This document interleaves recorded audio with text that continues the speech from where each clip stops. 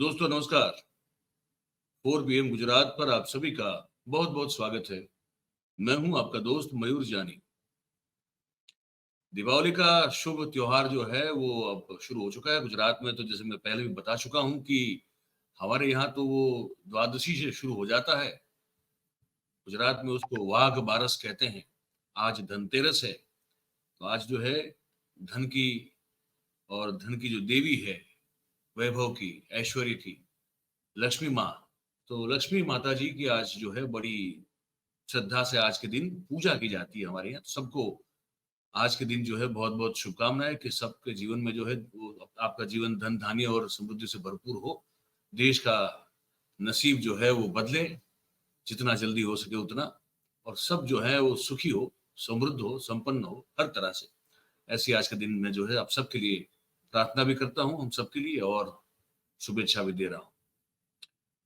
अब आज इस कार्यक्रम में हम जो बात करने वाले हैं वो एक ही कुटुंब के 3 लोग, जो कि गांधी परिवार है, जिस पर बहुत सारी चोट की जाती है परिवारवाद को लेकर।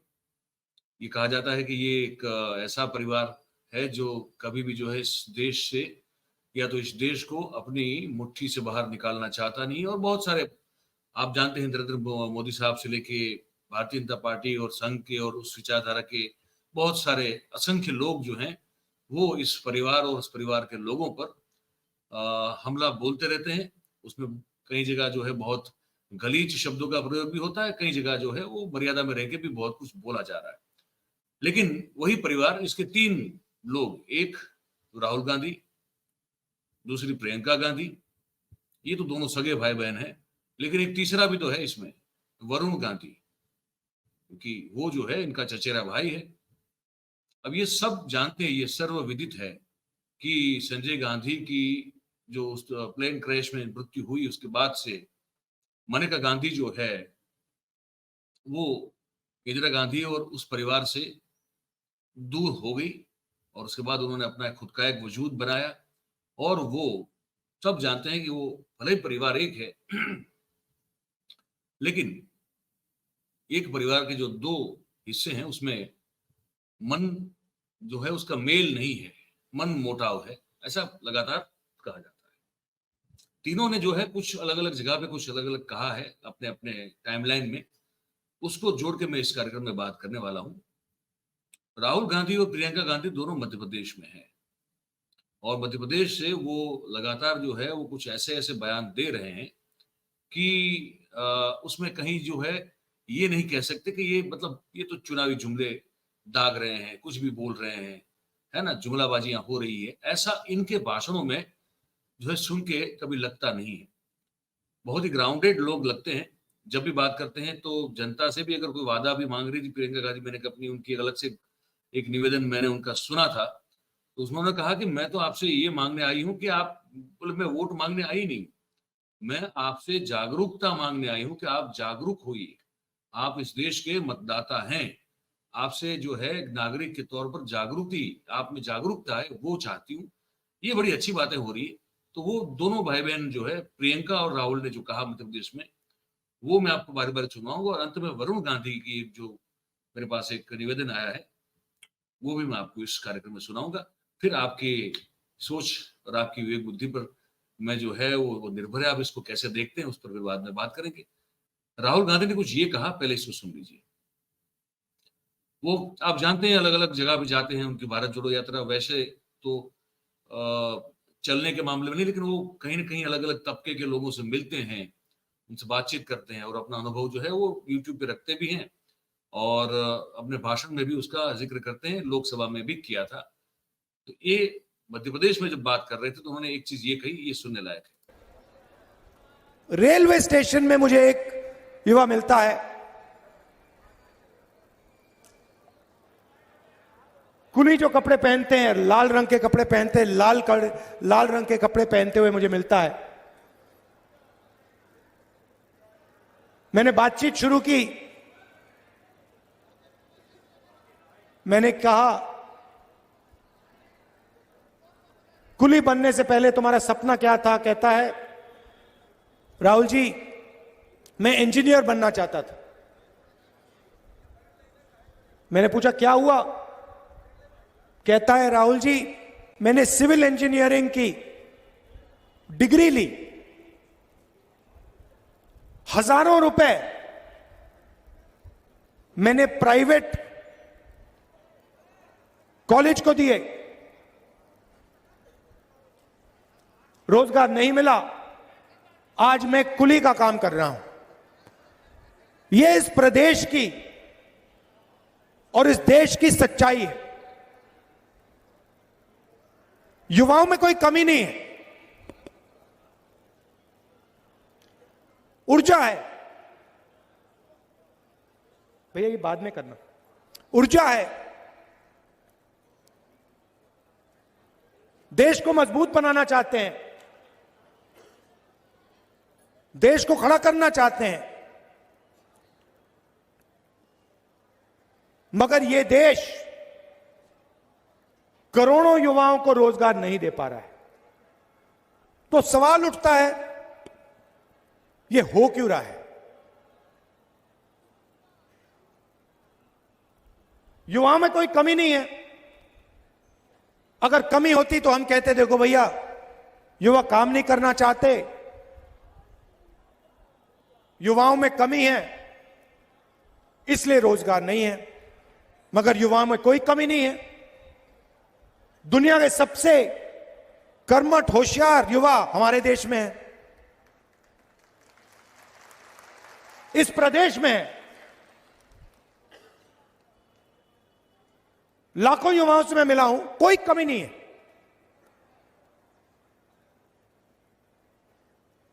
बहुत अच्छी समझ है, ऊर्जा है, मगर रोजगार नहीं।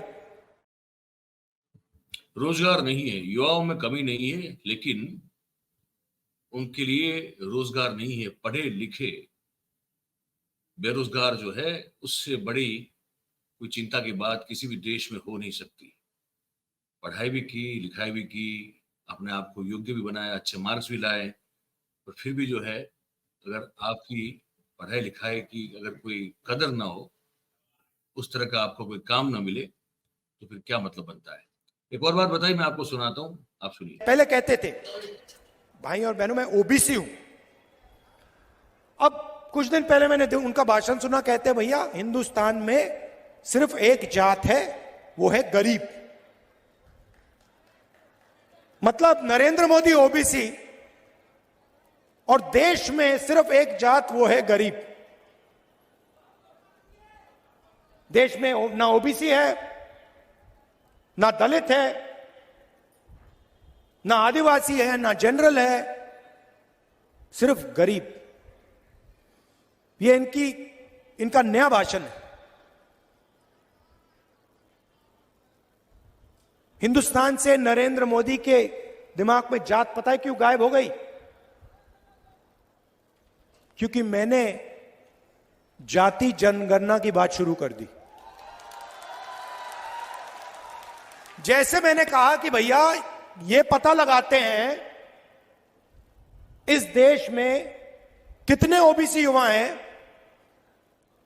कितने दलित हैं, कितने आदिवासी हैं, किसकी कितनी आबादी है। उस दिन से नरेंद्र मोदी कहते हैं राहुल जी हिंदुस्तान में कोई जात नहीं, गायब हो गई जात, खत्म।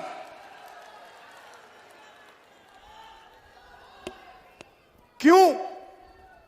क्योंकि वो ओबीसी युवाओं को, दलित युवाओं को, आदिवासी युवाओं को, जनरल युवाओं को देश की सच्चाई नहीं बताना चाहते। अब ये बात भी देखिए, किसी भी एंगल से देखिए तो कहीं गलत तो नहीं लगती है ना। और बात सही है, नरेंद्र भाई थे जो अपने आप को जब प्रधानमंत्री पद के उम्मीदवार बने पहली बार, तब अपने आप को कहा था कि भाई मैं तो पिछड़े समाज से आता हूं, मैं ओबीसी समाज से आता हूं। बात सही है। और अब जब वो कहते हैं, इन लोगों ने जब से ये जाति जनगणना वाला मामला, जो कास्ट सेंसस का मामला उठाया है इंडिया अलायंस ने, और विशेष रूप से ये कांग्रेस और राहुल गांधी ने, तब से उनके फिर जो है नरेंद्र भाई के सूर जो है बदल गए हैं प्रधानमंत्री जी के। और अब वो कहते हैं कि भाई देश में तो एक ही जात है और वो है गरीब की जात। तो बहुत बड़ा जो उनका नैरेटिव है उसको तोड़ रहे हैं, ये काम कर रहे हैं, ये बात सच है। दूसरी ओर उनकी जो बहन है प्रियंका गांधी, वो भी सभा संबोधित कर रही है मध्य प्रदेश में, और वो जो नेहरू पर बार बार ये लोग जो हमला बोलते रहते हैं, तो उसी बात को लेकर कुछ उन्होंने ये कह दिया, सुन लीजिए आप। पंडित नेहरू, उनकी सोच थी, उनका विजन था कि मैं भारत को आगे बढ़ाऊंगा। आज ये कहते हैं चंद्रयान, भाई ये चंद्रयान हो ही नहीं पाता अगर नेहरू जी ने इसकी नींव नहीं डलवाई होती। अगर हमारे देश को मजबूत और सशक्त करने के लिए हमारे नेताओं ने एक विजन नहीं दिखाया होता, आईआईटी नहीं बनाई होती, आईआईएम नहीं बनाए होते, अगर हमारे नेताओं ने यह तय नहीं किया होता 80 के दशक में कि हम कंप्यूटर और टेक्नोलॉजी में हम मजबूत बनेंगे, क्योंकि हमारे यहाँ पढ़े लिखे लोग हैं जो इंग्लिश बोलते हैं, जो कि पूरी दुनिया में इतने नहीं है जितने हिंदुस्तान में। नहीं, अपने पिता के मुंह से ये बातें सुनी है जब ये सब नहीं था। मुझे याद है हम लोग खाना खा रहे थे, वो कह रहे थे कि पता है तुम्हें कि हमारे देश में जितनी शिक्षित इंग्लिश भाषी, अंग्रेजी की भाषा जानने वाले नौजवान हैं दुनिया में कहीं नहीं है। हम में इतनी ऊर्जा है, नौजवान ऊर्जा है। अगर हम यहाँ पे तकनीक को मजबूत बनाएंगे, अगर हम कंप्यूटर को आज के दिन लाएंगे, तो देखना 20 साल बाद, 30 साल बाद कितनी तरक्की होगी। 30 साल बाद मेरे पिता नहीं रहे, लेकिन मैं उनकी बातों को याद रखती हूँ। जब भी मैं देखती हूँ, कुछ समय पहले मैं विदेश में थी, ट्रेन के लिए मैं स्टेशन में खड़ी थी, मेरे साथ एक लड़का खड़ा था, मुझे देखा, उसने पहचान लिया, तो मैंने भी कहा कि तुम भारतीय हो। तो बड़ी खुशी से हम दोनों से एक दूसरे से मिले। हम दोनों दो ही भारतीय थे, उस पूरे स्टेशन में खड़े थे ट्रेन के इंतजार में। तो मैंने कहा भाई क्या करते हो?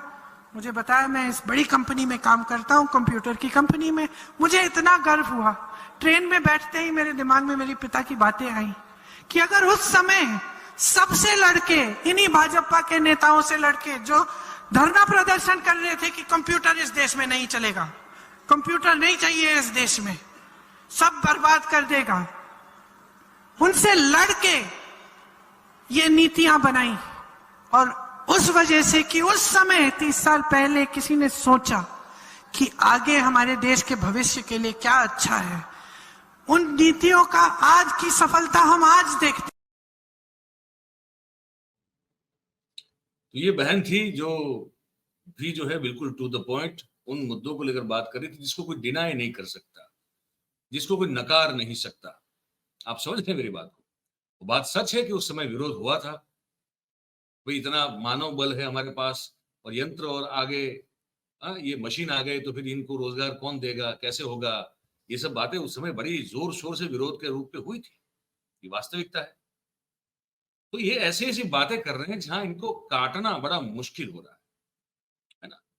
देखिए, जनता की बात फिर जनता की बात है। और जनता अगर जैसे पिछले 10 साल से देख रहे हैं हम लोग, बहुत सारे ओकेजन्स पर बहुत सारे प्रसंग ऐसे हम देख रहे हैं कि जनता को अगर ये जो बात जिसमें दम है, जिसमें सच्चाई है, जिसमें तथ्य है, अगर ऐसी कोई बातें अगर जनता को नहीं ही सुननी है तो फिर तो भगवान मालिक है और कोई कुछ क्या कर सकता है। ठीक है, लेकिन जो कह रहे हैं वो बात जो है वो काटी नहीं जा सकती। दोनों इस तरह की बात कर रहे हैं। अब तीसरा इसी परिवार का संजय गांधी के सुपुत्र वरुण गांधी, वो जो कह रहे हैं वो भी सुनिए आप। कांग्रेस के खिलाफ हूं, न पंडित नेहरू के खिलाफ हूं। हमारे देश की राजनीति, हमारे देश को जोड़ने की राजनीति होनी चाहिए, ना कि गृह युद्ध पैदा करने की राजनीति। आज जो लोग केवल धर्म के और जाति के नाम पे वोट ले रहे हैं, उनसे हम ये प्रश्न तो पूछें कि रोजगार, शिक्षा, चिकित्सा, हमको राजनीति नहीं करनी है जो लोगों को दबाए। हमको राजनीति करनी है जो लोगों को उठाए। ताकत वो नहीं होती जो लोगों को दबाने के लिए इस्तेमाल की जाती है। ताकत वो होती है जो लोगों को उठाने के लिए इस्तेमाल होती है। किसान इस समय कितने बड़े संकट में है। कोई टीवी चैनल दिखाने को तैयार नहीं, कोई अखबार लिखने को तैयार नहीं। केवल क्या लिख रहे हैं? हिंदू मुस्लिम, जाति पाति, तोते के तरह। भाई को बांटो, भाई को काटो। ये राजनीति हम होने नहीं देंगे। जो काम अंग्रेजों का हो रहा था, हमको नीचे बिठाने का जानवर की तरह, कब तक ये काम चलता रहेगा? वरुण गांधी कहता है नेता वो होना चाहिए जो गरीब जनता को अपने कंधे पे श्रवण कुमार की तरह उठा के चले, ना कि अपने जूते पर बिठाए। अपनी आवाज उठाओ। अगर वरुण गांधी के खिलाफ आवाज उठाना है, आपका स्वागत है, उठाओ। लेकिन आवाज को अपने मेरे भाई शांत मत होने दो। अगर मौन हो जाओगे तो ये भारत का लोकतंत्र मौन हो जाएगा। अगर चुप हो जाओगे। वरुण गांधी हो सकता है थोड़ी पुरानी ये इनकी वीडियो क्लिप है, पर उतनी पुरानी भी नहीं है, ठीक है। तो सांप्रत समय की ही मान के चल सकते हैं हम लोग। अब सब जानते हैं कि भारतीय जनता पार्टी से सांसद रह चुके हैं वो, उनकी माताजी दोनों, मनका गांधी और ये वरुण गांधी। तो तीनों जो है एक परिवार के तीन युवा चेहरे क्या कह रहे हैं देश से, देश की जनता से। हमने सोचा आज इस कार्यक्रम में आपको बता दें, दिखा दें, सुना दें। आपके ऊपर है, आपको क्या लगता है ये सब बातें सुन के। जो भी आप सोच रहे हैं वो कमेंट बॉक्स में नीचे हमको लिख के यहाँ बताइएगा। और बात अगर आपको हमारी सच्ची और सही लगती हो तो फिर इस वीडियो को लाइक करें, इस वीडियो की लिंक को शेयर करें और हमारी जो चैनल है उसको सब्सक्राइब करें आप, और अपने आसपास के लोगों से करवाएं। ये आपसे हमारी एक विनम्र अपील है, मान लीजिए इसको। बहुत बहुत धन्यवाद आप सभी का इस कार्यक्रम में हमारे साथ जुड़ने के लिए। Thank you very much. नमस्कार।